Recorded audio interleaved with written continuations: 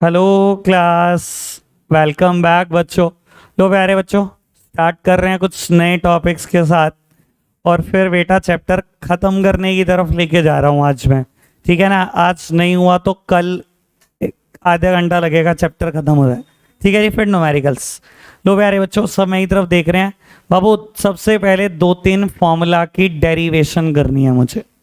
बाबू हमने last lecture में APC, MPC, APS, MPS की प्रॉपर्टीज देख ली थी।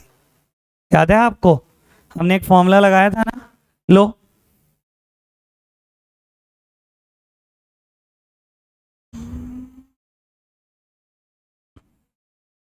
लो बेटा, बाबू हमने एक न्यूमेरिकल सॉल्व किया था।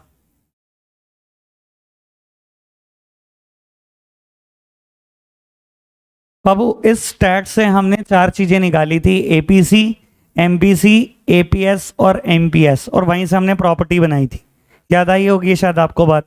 फिर भी एक बार मैं दोबारा से लिख देता हूं क्या क्या कैलकुलेट किया था और कैसे कैसे। बाबू एपीसी का फॉर्मूला होता है सी अपॉन वाई, और हमने ये कैलकुलेट किया था, शायद कुछ ऐसे ही था। ठीक है ना। फिर बेटा हमने एमपीसी कैलकुलेट करा था, जिसके लिए मुझे डेल्टा कंजम्पशन चाहिए थी और बेटा डेल्टा इनकम चाहिए थी। और एमपीसी कैलकुलेट होकर आया था बेटा हर लेवल पर 0.80।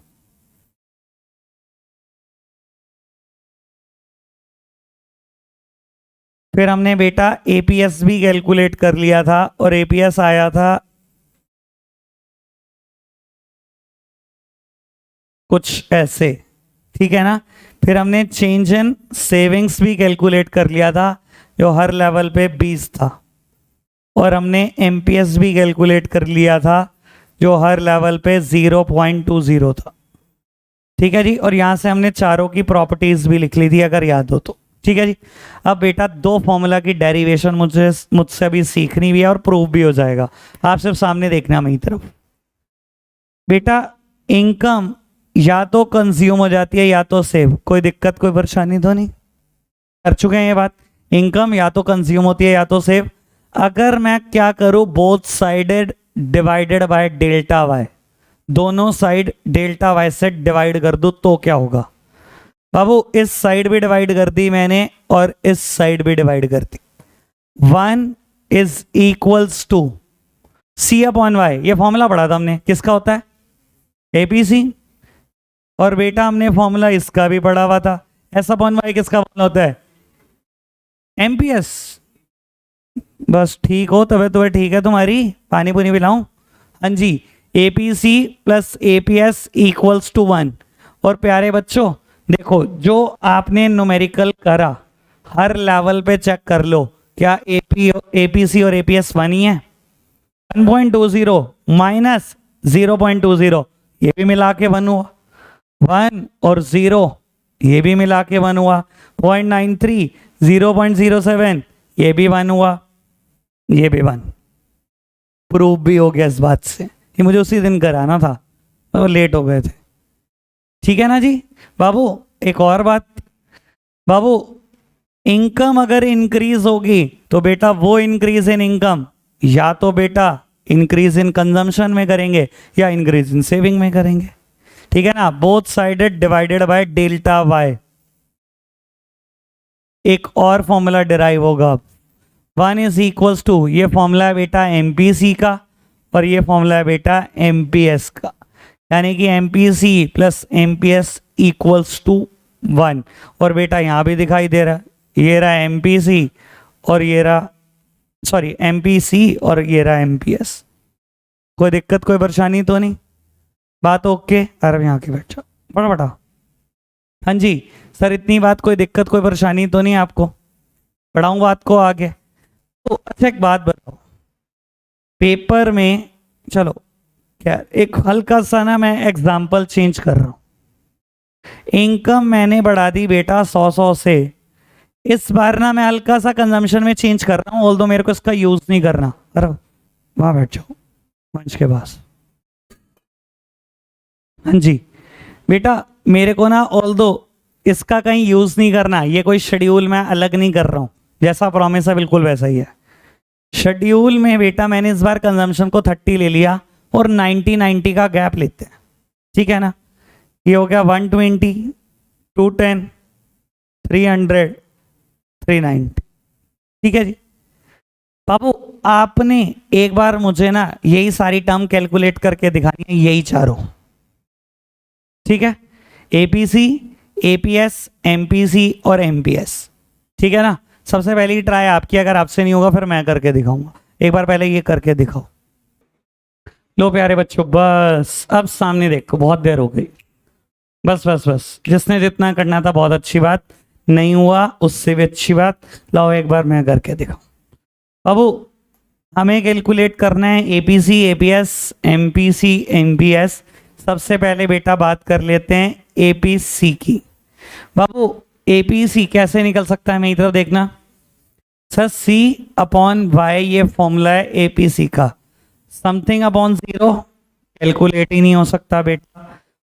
1.20, 1.051 और 0.975। कोई दिक्कत कोई परेशानी तो नहीं, कैसा ही है बाबू। फिर हमने कैलकुलेट करा change in consumption, change in income.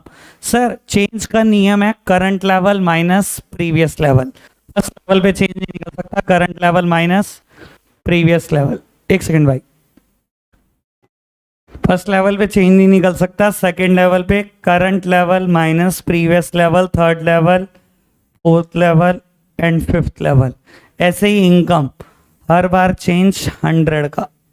तो बेटा एमपीसी हमने कैलकुलेट करा delta consumption upon delta income, it is 0.90 at all the levels, ठीक है जी। अब मैं चाहूं तो एपीएस अपने प्रॉपर्टी का भी यूज कर सकता हूँ, चाहूँ तो बेटा सारा कुछ बड़े लेंदी तरीके से भी कर सकता हूँ, ठीक है ना। अगर मैं प्रॉपर्टी का यूज करूँ तो मुझे पता है पहले लेवल पे कुछ नहीं आएगा, सेकंड लेवल पे -0.20, थर्ड लेवल पे -0.05, फोर्थ लेवल पे 0 और नेक्स्ट लेवल पे 0.025, ठीक है ना।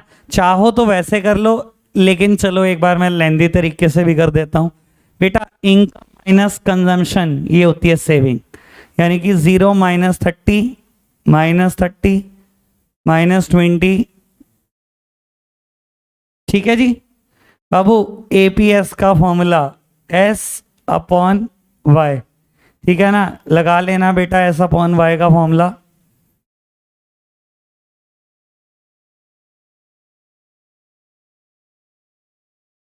ठीक है जी। चेंज इन सेविंग्स और एमपीएस, एमपीएस बेटा हर लेवल पे। किसने बिल्कुल सही करा, हैंड रेस करना।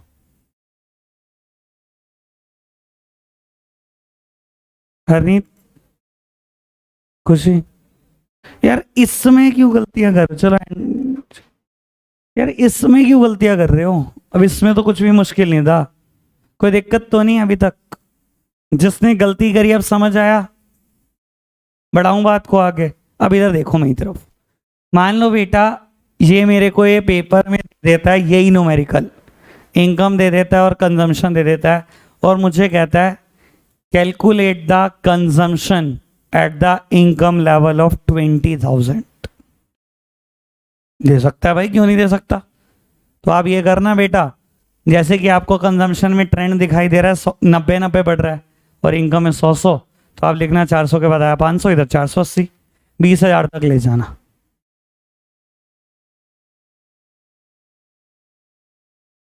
और या फिर मैं कहता हूं पेपर में दे दे लाख की इनकम पे क्या होगी कंजम्पशन, फिर तुम कहना सर 3-4 एक्स्ट्रा शीट दो, ठीक है ना। 100 बढ़ाने उधर 90, ठीक है ना। कहीं गलत हो गया तो बेटा वैसे ही रल गए।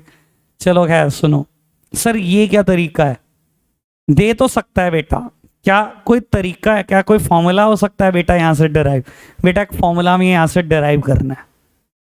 जहां से हम बेटा कंजम्पशन फंक्शन कैलकुलेट कर पाएंगे, ठीक है ना। और मैंने ना चैप्टर शुरू होते ही पहले दिन एक बात बोली थी, मैं हर फॉर्मूला डिराइव कराऊंगा, और 8 से 9 फॉर्मूला है।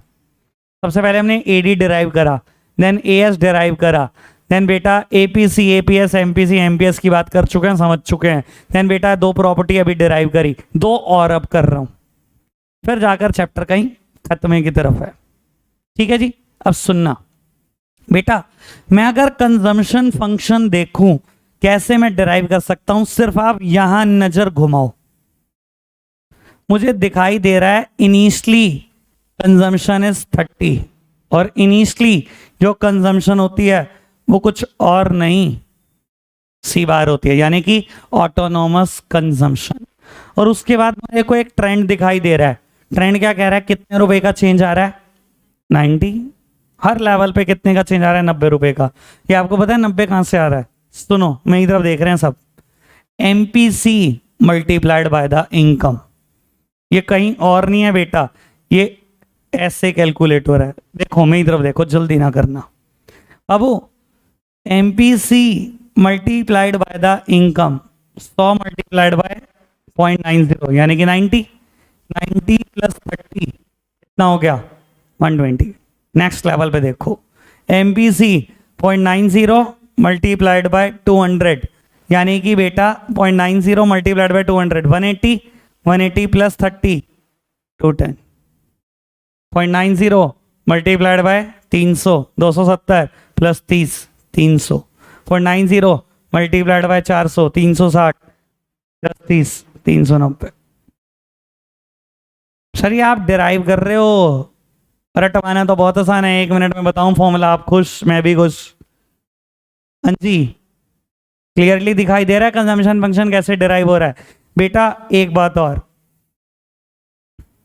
एमपीसी को डिनोट करते हैं हम हमेशा बी से, यानी कि बेटा कंजम्पशन फंक्शन का फॉर्मूला बना C is equals to C bar plus b by, where b means MPC.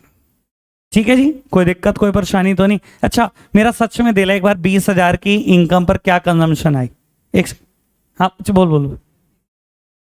MP हाँ पक्का गिवन होगा, नहीं गिवन होगा एमपीएस गिवन होगा, वो जानबूझ के देगा एमपीएस, तो आप प्रॉपर्टी का यूज करना, MPC plus MPS equals to 1 निकाल लेना। ठीक है जी बाबू, मेरा सच में मन है कि मैं देखना चाहता हूं 20,000 की इनकम पर क्या आती है कंजम्पशन, तो कैलकुलेट करें एक बार बाबू। C bar is 30, MPC is 0.90 and the income is 20,000। तो बेटा कंजम्पशन मेरे पास आ गई 18,030 रुपए। कोई दिक्कत कोई परेशानी तो नहीं। अगर मैं आपसे कहूं कि यहां से सेविंग फंक्शन भी निकाल दो या सेविंग की वैल्यू निकाल दो, तो सर सेविंग की वैल्यू निकालना तो मिनटों का काम। क्यों, देखो इनकम या तो कंज्यूम होती है या तो सेव। 20,000 की इनकम पर कितनी सेविंग्स होंगी, कंजम्पशन की वैल्यू मैंने अभी निकाल दी, तो बेटा सेविंग्स की वैल्यू निकल गई 1970। कोई दिक्कत है इस बात में, कोई दिक्कत तो नहीं है ना इस बात में। लेकिन मैं कह रहा हूं मैं तो नहीं निकालता इस फॉर्मूला से, मुझे नहीं चाहिए ये, मुझे तो ऐसा ही फॉर्मूला एक और डिराइव करना है सेविंग फंक्शन से रिलेटेड। मैं तो फॉर्मूला डिराइव करना चाहता हूं सेविंग फंक्शन का भी, मैं नहीं करता। क्या पता किसी क्वेश्चन में लैक ऑफ डेटा हो, तो क्या पता चाहिए ही सेविंग फंक्शन हो, तो हम इसके ऊपर डिपेंडेंट क्यों हो जाए। तो बेटा निकाल लेते हैं, सिर्फ सेविंग की तरफ नजर घुमा लो बस, बस और कुछ मत करो आप। ठीक है जी, दिखाई दे रहा है बेटा पहले -30 और फिर 10-10 रुपए बढ़ते चले जा रहे हैं, यही हो रहा है ना। तो बेटा क्या मैं बोल सकता हूं सेविंग फंक्शन बराबर है,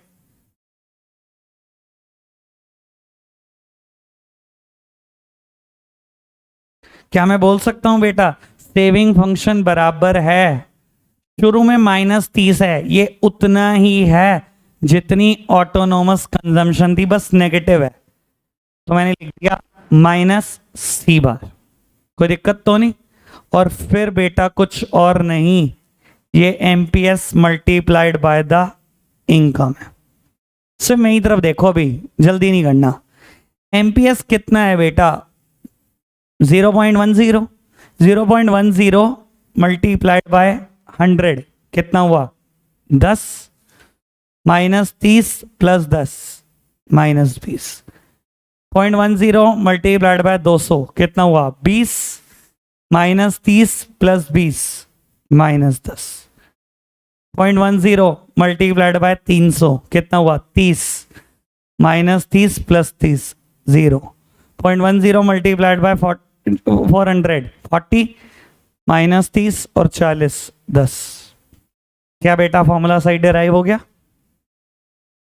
ठीक है ना। अब सुनो बेटा, S is equals to -C bar. बाबू एमपीएस को लिख नहीं सकते 1 - एमपीसी। अभी तो हमने प्रॉपर्टी पढ़ी है बेटा, MP plus MPS equals to 1। तो अगर मैं वहां से एमपीएस की वैल्यू निकालना चाहूं तो यही तो बैठे कि 1 - एमपीसी। यानी कि बेटा ये अल्टीमेटली तो यही डिराइव हुआ ना, S is equals to -C bar plus 1 - b y. कोई दिक्कत कोई परेशानी तो नहीं? ठीक है ना। ऐसे एक बात बताऊं, इसकी डेरिवेशन का एक और तरीका भी था मेरे पास, इससे बहुत इजी एक और तरीका भी था मेरे पास। ठीक है ना। और मैं चाहता नहीं कोई भी तरीका खाली अपने तक ही रख लूं, एक बार आप तक भी पहुंचा देते हैं। बाबू इनकम या तो कंज्यूम होती है या तो सेव। मुझे सेविंग फंक्शन निकालना है ना, तो मैं ऐसे नहीं लिख सकता। और बेटा अभी मैंने इसका फॉर्मूला डिराइव करा था कंजम्पशन फंक्शन का। ये किसके बराबर होता है?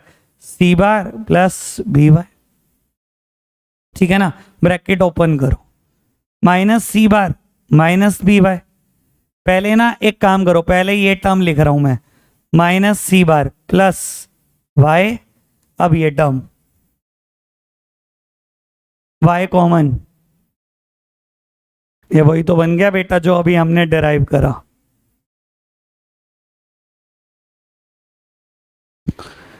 कोई दिक्कत कोई परेशानी? तो सारी डेरिवेशन समझ में आई?